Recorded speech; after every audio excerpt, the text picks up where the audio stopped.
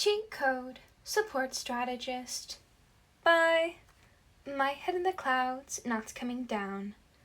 Read by Rat Overlord. Chapter 84 Light. Summary: The students fight to get power. Monama did a double take as soon as he saw the obvious pair of villains literally carving their way towards Nedzu's office. Well, now that's interesting. Pony grabbed his arm. Stop! Teachers will take care of them. We run! Monama scoffed and shook his arm loose. You can run if you want, but I know you've noticed the gap between us and 1A. What's the difference? Not our test scores, that's for sure. They fought real villains, and I'm not going to let them keep us in the dust!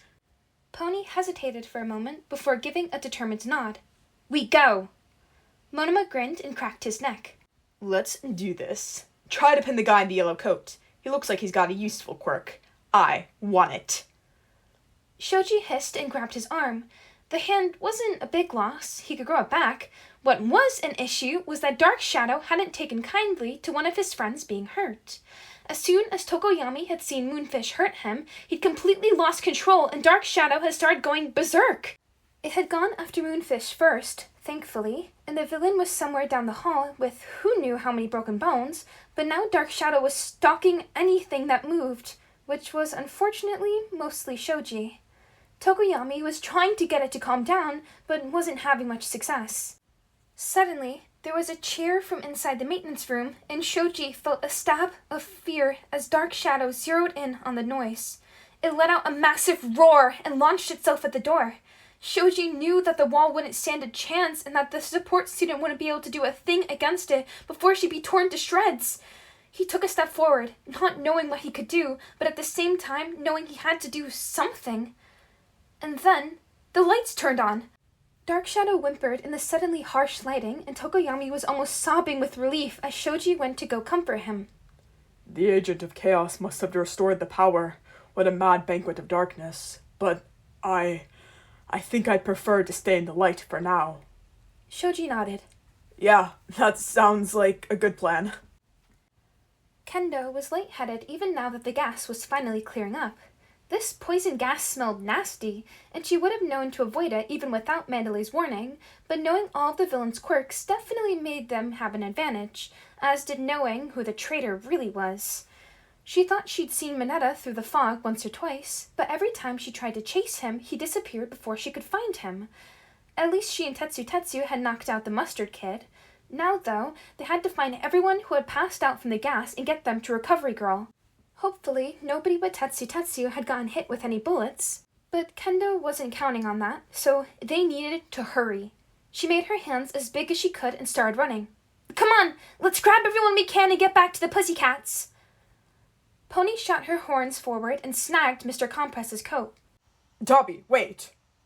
Dobby glared back and shot a stream of fire in the student's general direction.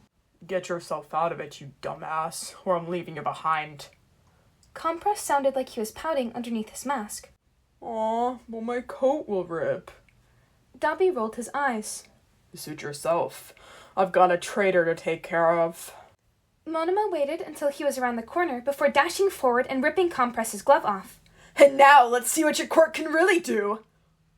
What are you talking about? Compress sounded confused. My quirk is... He disappeared and Monama was left holding a marble. Okay, this is gonna be nice.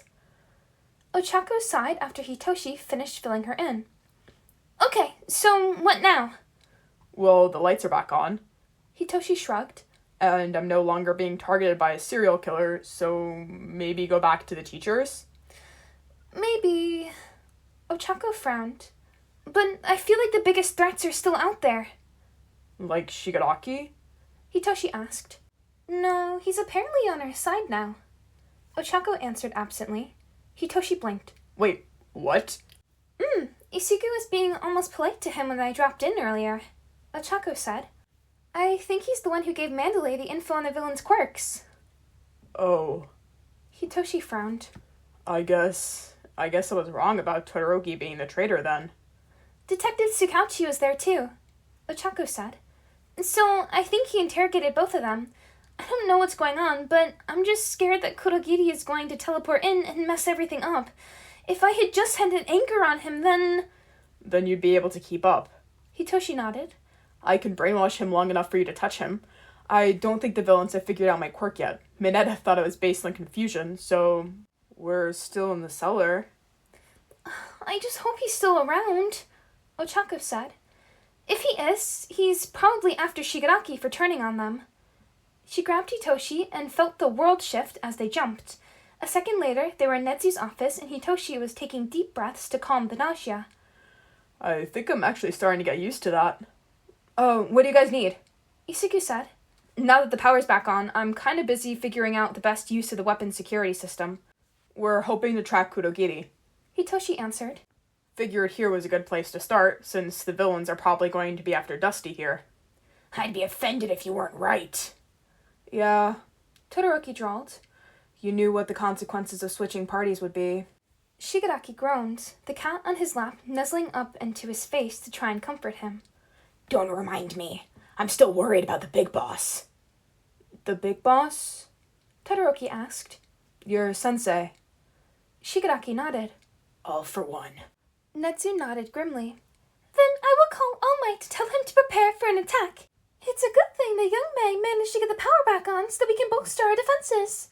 What did I do? May popped her head out from a secret tunnel in the ceiling. Oh, hi? What's one of the villains doing here? Switching sides. Isuku answered. Now get down here and man Netsu's computer. The students have taken care of most of the villains, but Mineta and Spinner are still on the loose.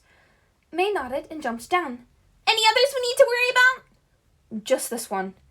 Isugu pressed the button, then opened the door to Netsu's office, revealing one very surprised villain who had been about to blow the door open. Welcome, Dabi. We've been expecting you. Howdy, y'all. Hope you enjoyed. And if you did, feel free to leave a like or comment down below, because I always love hearing from you guys. And make sure to subscribe so you can stay up to date with whenever I post. And as always, here's your little daily reminder to go drink some of that dihydrogen monoxide. Oh, and I guess I have a little bit of bloopers for y'all. I'm so sorry, but seeing Pony have lines just reminded me of how hilarious the subversion of MHA is. Mam will be quote-unquote speaking English, but will literally be talking like the kid from the Wild Thornberrys, actually speaking gibberish. Shit had me thinking I was tripping the first time it happened. Actually, wait, hold up. You know what? Let me find a clip real quick.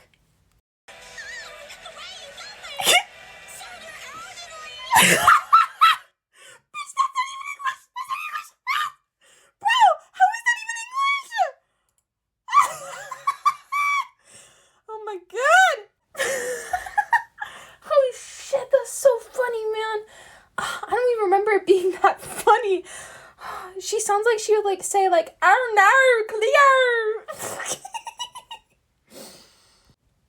I'm literally giving myself a headache from laughing so hard. Holy shit. I need to stop laughing.